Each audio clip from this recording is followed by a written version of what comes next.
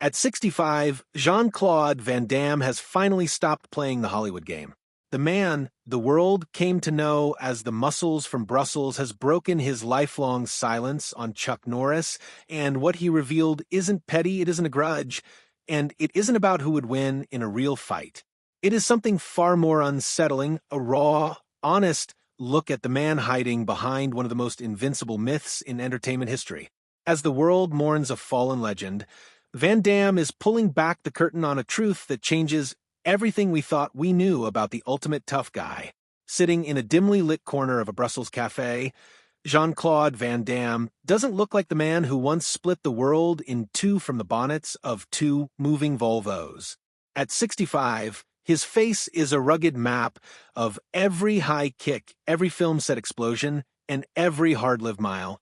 There were no handlers present, no PR team scrubbing his sentences, and certainly no polished Hollywood smile.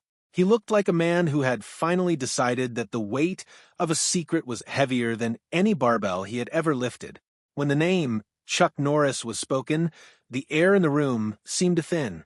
For decades, these two men were the twin pillars of action cinema, the European aestheticist and the American enforcer. The world assumed they were carved from the same granite. The world was wrong. The revelation Van Damme dropped wasn't a petty insult about who could win a sparring match. It was something far more haunting. He revealed that the Chuck Norris the world worshipped, the mean-tier, godlike warrior who supposedly doesn't age, he levels up, was a golden cage that Norris had refused to leave, even as it began to slowly consume him. Van Damme spoke, with hushed, almost reverent intensity about their final private moments together, describing a man who had become a total prisoner of his own legend. Chuck couldn't be human anymore, Jean-Claude whispered, his eyes fixed on a point somewhere in the past. The world demanded a superhero, and he was too proud to tell them he was just a man who could bleed. According to Van Damme, the truly painful part of their legendary relationship wasn't a lack of respect. It was a wall of silence that neither man could scale. While Van Damme spent the last decade being brutally open about his struggles with addiction, bipolar disorder, and the crushing pressure of fame, Norris remained a closed book, a stoic, unmoving statue that refused to crack even when the foundation beneath him was crumbling. Jean-Claude recounted a specific, heartbreaking moment from behind the scenes of their final years together. He described Norris in clear physical agony, his body finally rebelling against decades of punishing martial arts training, yet refusing medical intervention or even a chair to sit on. Why? Because the Chuck Norris the world knew simply didn't get hurt. This obsession with the myth Van Damme claims is what eventually created an unbridgeable void between them. It's a sobering thought that strips every layer of humor away from the internet jokes. We spent 20 years laughing that death once had a near Chuck Norris experience, but Van Damme is here to tell us that the opposite was the reality. The unbeatable persona was a mask that simply never came off, even when the camera stopped rolling and the lights went dark. It is a profound critique of the toxic pressure of being a cultural icon, a warning that if you play a god for long enough, you eventually lose the fundamental ability to just be a person. Van Damme's voice cracked when he admitted he tried to reach out multiple times toward the end. He wanted to tell Chuck it was okay to be 86 and fragile. He wanted to say that the fans would love the man just as much as the legend. But the wall Norris had built was too high, fortified by a lifetime of being the man. The revelation is, in its essence, a heartbreak. The realization that two of the toughest men on the planet couldn't find the internal strength to be vulnerable with each other until the clock had run out. Van Damme described a final phone call where the silence on the other end said more than words ever could. It was the silence of a man who knew the end was coming but was still too committed to the character to say goodbye, like a human being. Van Damme is left as the sole witness to the cracks in the armor. A man who survived his own demons only to watch his mentor be buried beneath his. To understand how two men from vastly different worlds ended up sharing the same cage, you have to go back to the beginning, back before the world-famous splits, the millions of dollars, and the internet memes. Long before Jean-Claude was the muscles from Brussels, he was just a skinny, flexible kid from Belgium with a thick accent and a dream that everyone in Hollywood laughed at. And the man who didn't laugh? That was Chuck Norris. When Van Damme first arrived in Los Angeles, he wasn't headlining films. He was barely eating. He slept in his car, took odd jobs, and tried to convince anyone who would listen that he was the next Bruce Lee. It was during this desperate period that he crossed paths with Norris. At the time, Chuck was already a massive star, the king of the lone wolf action film. He owned a famous spot called Woody's Wharf in Newport Beach and needed someone who could handle themselves if things got rowdy. He hired the young Belgian as a bouncer. One of the most famous action stars in history was literally standing outside a bar, checking IDs and breaking up fights. Van Damme recounts those nights with a mix of nostalgia and reverence. He wasn't just an employee, he was a student. Chuck saw something in him, that raw, explosive kicking ability, and invited him to be a sparring partner. This wasn't Hollywood sparring where you pull your punches for TH. E-camera. This was old school, full-contact training in Chuck's private gym. Van Damme describes those sessions as a baptism by fire. Chuck didn't coddle him. He pushed him to his absolute physical limit, teaching him the discipline required to transform from a competitive karateka into a cinematic icon.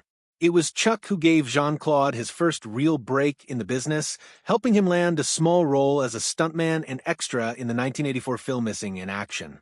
For Van Damme, Chuck wasn't just a boss. He was a godfather figure, the blueprint for what a martial arts superstar should be. But as the 90s rolled in, the dynamic began to shift. Van Damme's career exploded with Bloodsport and Kickboxer. Suddenly, the student was a rival. Hollywood is a small town, and there's only so much room at the top. While they never had a public feud in the traditional sense, the distance grew. Van Damme became the face of the new school, flashier, more emotional, and admittedly more chaotic. Meanwhile, Chuck stayed in his lane, becoming the face of Walker, Texas Ranger, leaning fully into the stern, invincible lawman persona that would define his entire legacy. The tragedy Van Damme hints at in his revelation actually started here. As their paths diverged, the way they each handled fame couldn't have been more different. Van Damme's life became a public soap opera. He crashed, he burned, he went to rehab, and he came back. He was human, messy, and loud about it. Chuck, however, doubled down on the invincible image, hardening with every passing year.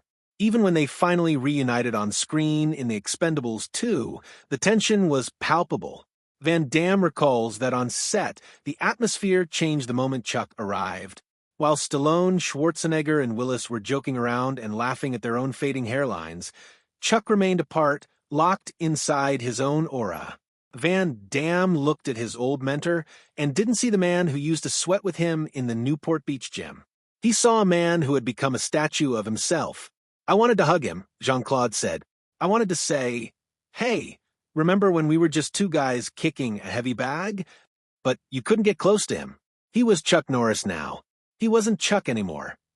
Van Damme realized that while he himself had been saved by vulnerability, by admitting he was broken, Chuck was being crushed by his own strength. He was trapped in a loop of having to be the toughest man in every room, even when his knees were failing and his breath was short. The very man who taught Van Damme how to be a star was the one who couldn't figure out how to stop being one. The news hit the world like a roundhouse kick no one saw coming. On March 19, 2026, the legend himself, Chuck Norris, passed away at the age of 86. He was in Hawaii, a place of peace, but the shockwave his departure sent across the globe was anything but quiet.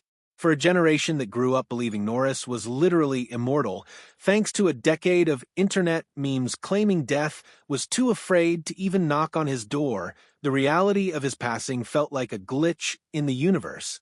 Just days earlier, on his 86th birthday, he had posted a video of himself sparring, looking every bit the indestructible warrior fans want him to be. But as the family's official statement landed on Instagram, the tone shifted from disbelief to heavy, collective grief. They described him as a symbol of strength to the world, but to them he was a husband, a father, and the heart of a home. The tributes poured in almost instantly. Sylvester Stallone called him All-American in every way. Arnold Schwarzenegger declared that his legend would be with us forever.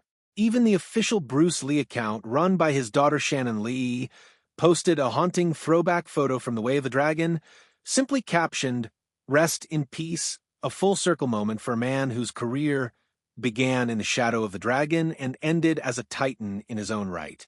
But among all the high-profile condolences, it was Van Damme's reaction that felt the most complex.